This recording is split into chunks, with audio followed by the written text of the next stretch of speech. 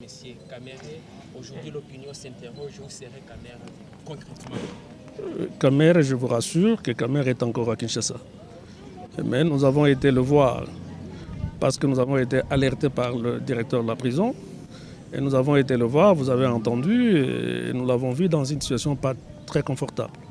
Et donc nous sommes en train d'étudier avec les services et nous sommes en train de solliciter les cutistes des autorités pour voir dans quelle mesure nous pouvons le placer dans un centre hospitalier qui pourra le prendre en charge correctement. Parce que vous savez que les officines hospitalières de la RDC ont une certaine insuffisance et nous sommes en train d'envisager d'une manière ou d'une autre comment, si ça peut être possible, qu'on l'évacue à l'extérieur du pays. Merci beaucoup. C'est moi qui vous remercie. Pourquoi vous êtes dans cette ville aujourd'hui? Oui, merci pour la question. C'est depuis très longtemps que j'avais planifié faire un monitoring sur toute l'étendue de la République pour faire l'état des lieux de toutes les prisons de la République.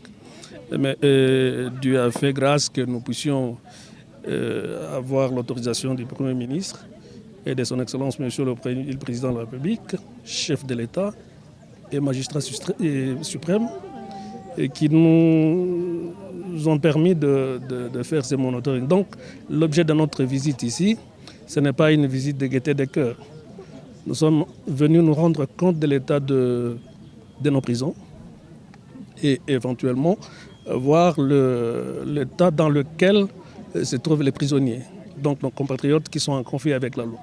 Et donc nous sommes là pour voir dans quelle mesure nous pouvons faire quelque chose, non seulement pour la réhabilitation de certaines prisons qui sont délabrement dans une situation d'abandon presque total, mais aussi voir dans la mesure du possible, parce que je me suis fait accompagner de l'inspecteur, nous allons vérifier aussi l'état de situation des détenus. Et donc, s'il y a des détenus qui sont dans une situation irrégulière, ils doivent recouvrer immédiatement leur liberté. Mais par contre, pour ceux-là qui sont des réfractaires de tous les jours, ils doivent continuer à purger leur peine. Donc, nous sommes venus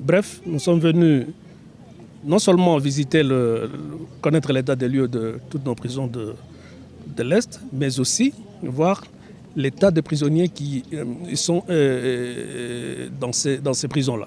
Donc voilà la situation qui nous a amenés ici à Goma. Les problèmes des prisons de la RDC et du Nord Kivu en particulier sont les mêmes, manque de nourriture. Est-ce qu'il y a certaines pistes de solutions que le ministère a préparées d'une manière un peu plus vite? Il n'y a pas une solution immédiate. La première des choses, c'est d'abord nous rendre compte de l'état de la situation qui prévaut dans toutes ces prisons, et particulièrement dans la prison centrale de Goma.